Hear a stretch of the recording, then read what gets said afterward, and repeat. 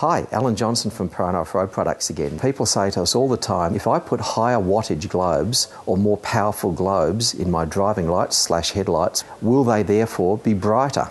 This is quite interesting. If we compare a 55 watt globe to a 100 watt globe, which is typically double the output, we would assume that we'd probably get somewhere close to double the amount of light. The answer is you don't.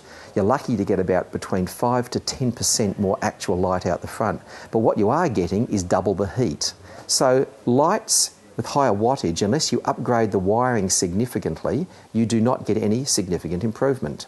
Now, there's a couple of gadgets I'd like to explain and show. There are different technologies in globes and different things that happen with globes. Typically, most aftermarket lights run ordinary halogen globes. Now, if you add a colour into the globe, like a bluey coloured globe, that therefore makes the light actually look whiter. So there are tricks that you can do to actually make the human eye think the light is actually brighter. All we're doing is changing the colour. We're not actually changing how much more distance you can see or anything like that. To actually get better lights, we actually have to go to more light output. If we do a comparison between this light here, which is a HID, which I'm just going to turn on, and this is a 130 watt halogen, you can get a pretty good idea as to what the difference is. This thing sits at about 4,000 odd Kelvin, which is the one at the top, and this is your normal halogen light.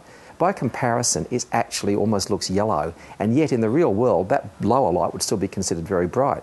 Now, the other interesting thing is if we put our hand up here, you look at the colour of skin, pardon my buggered up hands, we look here, this is actually sunlight. That's quite interesting. The colour rendering is very, very significant. Now that light's running at 35 watts. That's running at 130 watts. And yet this light is arguably significantly brighter. If we measure the lumen output from the top, you'll see there's a huge, huge difference.